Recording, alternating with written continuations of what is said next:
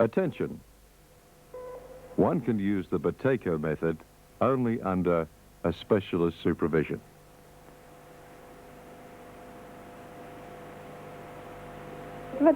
In this hall, we conduct special breathing exercise, teaching the patients the ways of controlling and the prevention of bronchial and vascular spasms.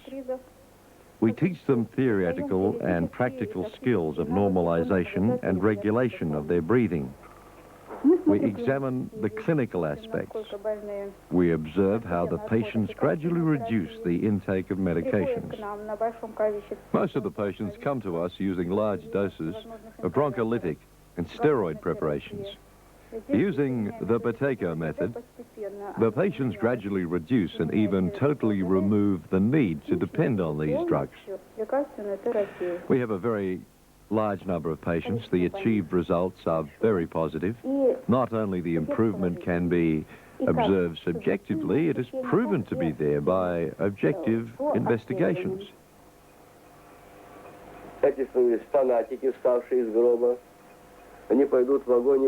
These people who practically rose from their graves are our best allies.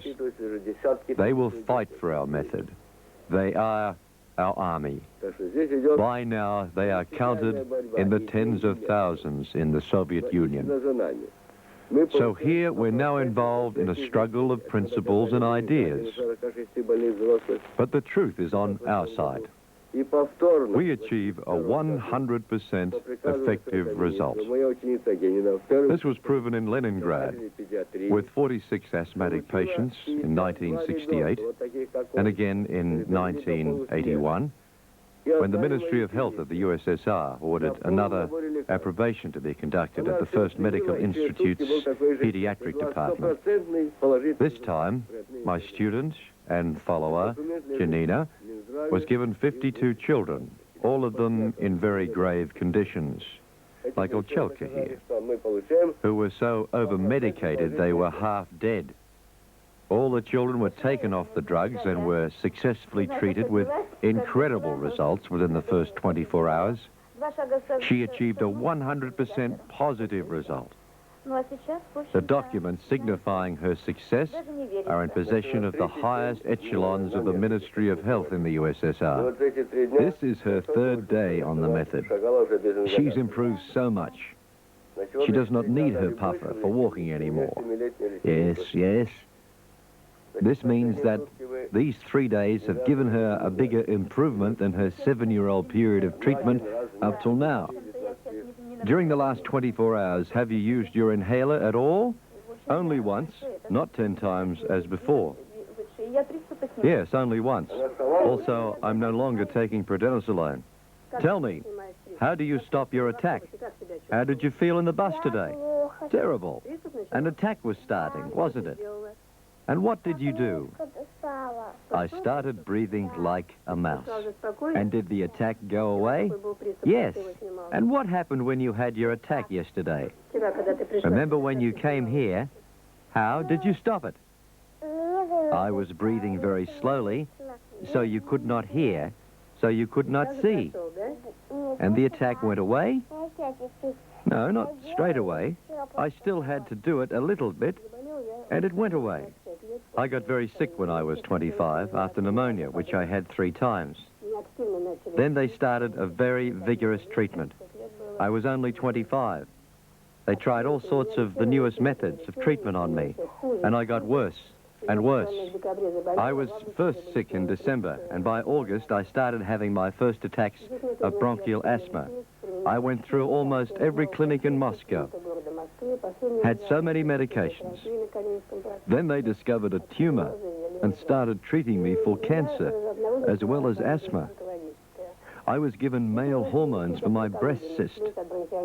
I started putting on weight. I went up to 120 kilograms. I started growing a mustache and a beard and lost my voice. That was from the cancer treatment.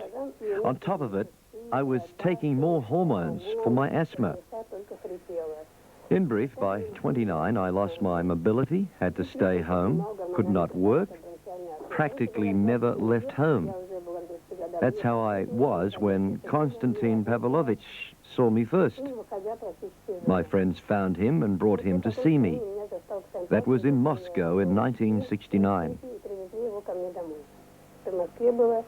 He knew straight away that there was no need for explanations. I was on the brink of death.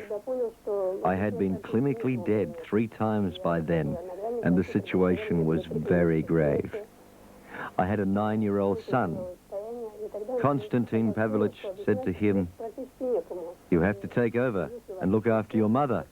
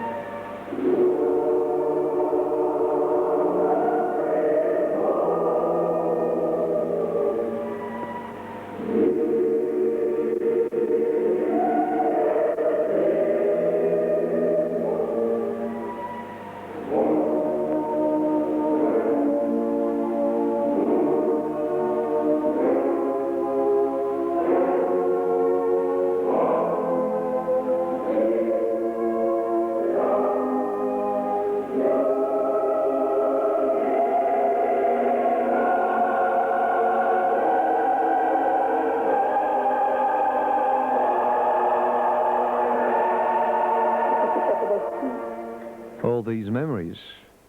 I'm sorry. All these memories. I'm sorry. Well, Konstantin Pavlovich attended the method and explained the method in general to Anshura. He was only 9, but he understood very well. He obviously was very worried about me. It was my son who practically trained me. He never made me lower my breathing. He just kept repeating, "Mummy, you just ask me. Just keep asking me," so that I could really understand it all. He had such a good, logical, intuitive mind that somehow he understood that you must not make anyone do it. He knew it, that I can't do it if I don't understand it. He kept telling me to ask him, and he would explain everything to me that Konstantin Pavlovich had taught him. I still don't know how he could understand all that was happening. And in 9 days, I practically became healthy. That is, I had no more attacks. I didn't even think to tell Konstantin Pavlovich about my cancer problem. He came to treat me for asthma only. But when I went to see my oncologist, he was most surprised to find that my tumors had disappeared. He asked me what medications I took. I told him that I was cured of asthma. He asked me how. How? And I said, by breathing according to the Buteyko Method. He said, "Really? Do you know that you have no more tumors?" He was the first doctor who told me that my cancer went away because of my breathing, that it dissolved totally and absolutely. He even wanted me to talk to a group of other cancer patients about this, but the health department did not approve this.